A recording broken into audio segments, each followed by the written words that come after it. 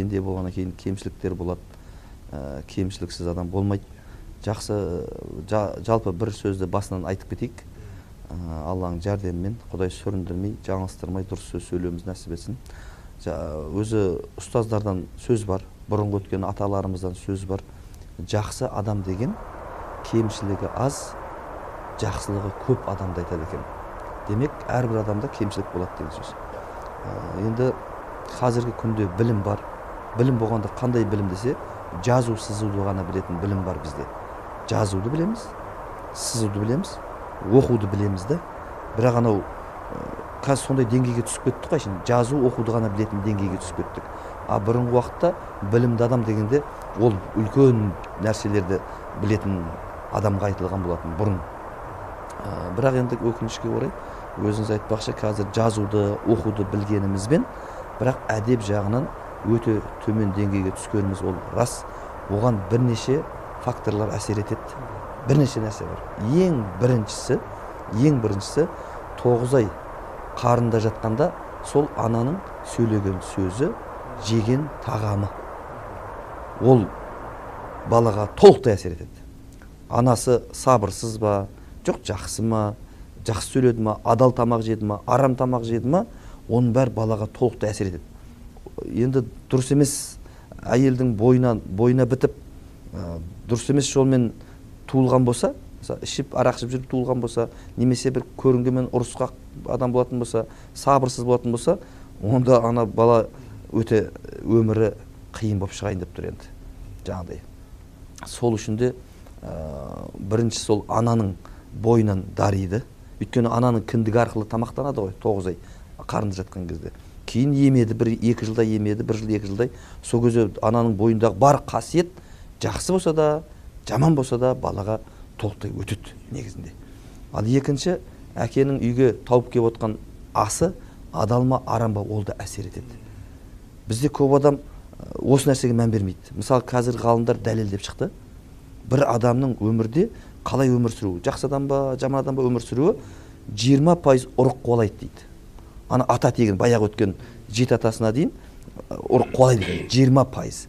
20%-ы қоршаған ортаның әсері бар екен. Қасыңызда жүрген адамдар 20% әсер береді екен. Бұл енді статистика болғанда шамамен ғой енді. Мысалы 100 адамға жасап көрген болса, содан алып тұр ғой енді. Ғалымдар енді шамалап.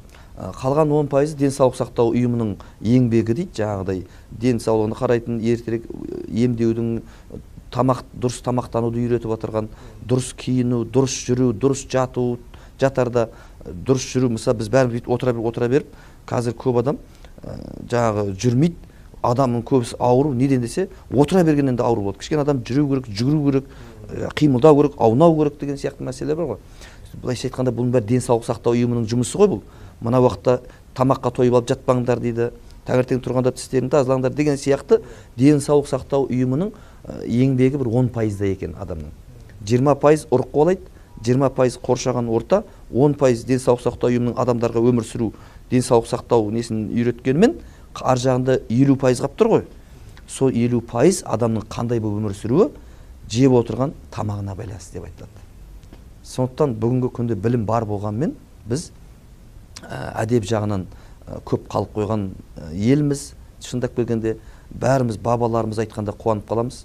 Баяғы өткен әжелеріміз айтса қуанып қаламыз. Баяғы өткен сахабаларды айтса қуанып қаламыз, қандай керемет кісілер болған деп. Түсініп тұрмыз біздің оған ешқандай жете алмайтынымыз, жетпейтінімізді. Неден десе, Пайғамбар саллаллаху алейхи вассалам тарихын ұмытып кеткен екенбіз біз. Сол баяғы өткендер жиналып алып, кешкісін асын бір үйге ас дайындайды. Мысалы баяғы өткен уақыттарда сөйтіп отырып, сол жердің имамдары, сол жердегі үлкен ақсақалдар, сол жердегі әжелер балдарына сол өткен жақсылардың әдептерін, өмірлерін, өмірдегі анау кешіріммен келгенде қалай кешірімді қабылдаған, немесе қалай кешірім сұраған деген сияқты түрлі жағдайларды ертегі сияқты қылып әңгімелеп отырғаннан кейін кішкентай кезде анау әңгіме бойына сіңіп, әдеп сіңіп, қандай керемет өмір сүрген. Бүгінде ол нәрселер айтылып жатқан жоқ қой қазір. Мысалы біз қазір Құдай астарда уағыз айтайын деп жатсаң, кейбір шалдар деймін енді анау елмен шаруасы жоқ, бала шағасына үлгі бола алмай, әйтеуір бір қартайған, әйтеуір бір сондай кісілер айтады, қой тұршы молда екен дейді, мынау нені айтып алайықшы дейді, мынау сайлауды айтып алайық дейді, ананы айтып алайық, мынаны айтып алайық дейді. Сонда анау пәлен жасқа келіп отыр. Мына үй дастархан не үшін жайды? Бізді не үшін шақырды деген жауапты білмейді да. Мысалы қараңызшы, үлкен кісілер. Я үйінде енді ол толықтай 100% кепілдік берем, ол үйінде бала шағасына дұрыс әңгіме айтып отырған шал деп есептемеймін мысалы. Айтпайды ол, айтпайды да, ол айтуға оның деңгейі де жетпейді мысалға. Міне содан айтуға да қоймайды. Я өзі тыңдамайды, тыңдатқызбайтын нәрсе жасап жатқандар бар, әлі де болса бар екен. Совет өкіметінің тәрбиесін көргендер әлі де бар екен. Содан айтқым келгені, жеп отқан тамағымыз, ана бала көтерген әйелдің мінезі, одан мынау қала берді, жас үлкен кісілердің өсиеті бар ма жоқ па? Міне осы нәрселер дұрыс жұмыс істелмеген кезде ана баланың үстінде киімі қымбат шығар, телефоны қымбат шығар, неше түрлі диплом бар шығар, бірақ ода әдеп болмайды. Әдеп болмайды. Өйткені әдепті беретін мына кісілер еді. Дұрыс тамақ еді, адал тамақ еді. Мына іште қарнына жатқаннан анасының несі сіңді оған, күйеуін сыйлай ма, сыйламай ма, соның бәрі өтеді. Одан кейін қариялардың аузынан жақсы сөз шықпағаннан кейін ана бала өз бетімен кетеді да, сөйтеді да сорлатады ғой. Ата-ананы да, басқаны да сорлатады ғой сосын.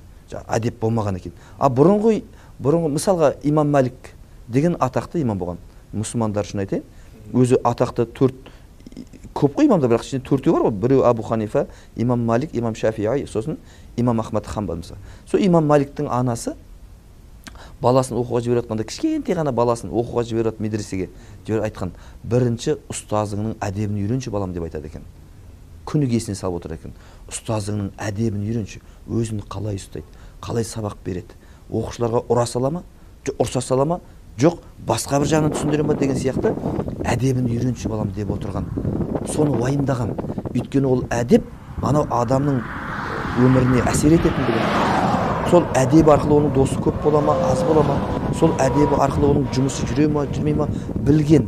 Сондықтан бұрынғы аталар уайымдаған. Сөйтіп әдебін бірінші орын қойған. Мысалы біздің кешегі өткен Әлихан Бөкейханов деген кісі айтады ғой, Алаштың ең үлкен мысалы. Сол айтады да, адам ортаға дейді, адам біліммен емес дейді, мінезімен, әдебімен сияқты дейді, ортаға, адамдардың ортасында. Біліммен емес дейді.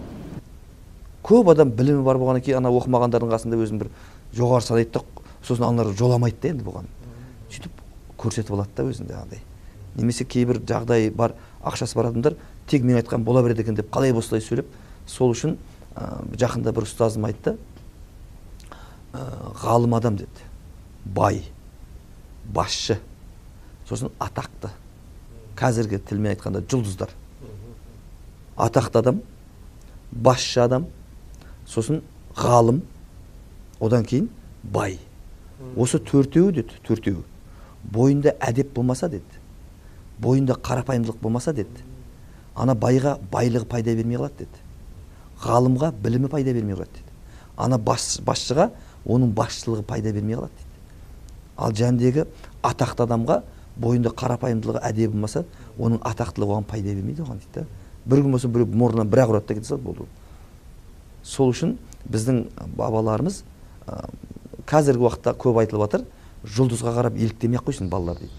Қазір балалар жұлдыздарға еліктеп жатыр, байларға еліктеп жатыр, басшыларға еліктеп жатыр, жұлдызға еліктеп жатыр да. Пайғамбар салам мынаған елікте деген тұғын. Ғалымдарға, білімділерге қарай еліктеңдер, соған қарай жабысыңдар деген. Біз келген үшеуіне еліктеп жатыр. Бірден бай болғысы келеді, бірден басшы болып кеткісі келеді, бірден жұлдыз болып кеткісі келеді да. Пайғамбар салам басшы болуды қалаған адамды ұнатпаған. Өзін жұлдыз сезінген адамды біз жұлдыздарға еліктемей ақ қойыңдар деп жатырмыз. Оны қызғанып жатқан жоқпыз. Айтқымыз келген жұлдыздар жарық бермейді. Жұлдыздар жарық бермейді. Жарық беретін күн немесе ай. Анау аспандағы жұлдыз жарық бермейді ғой. Сондықтан ол жұлдызға еліктеудің қажеті жоқ. Анау ғалымдарға елікте. Ол күн сияқты, ай сияқты ол жарығын береді.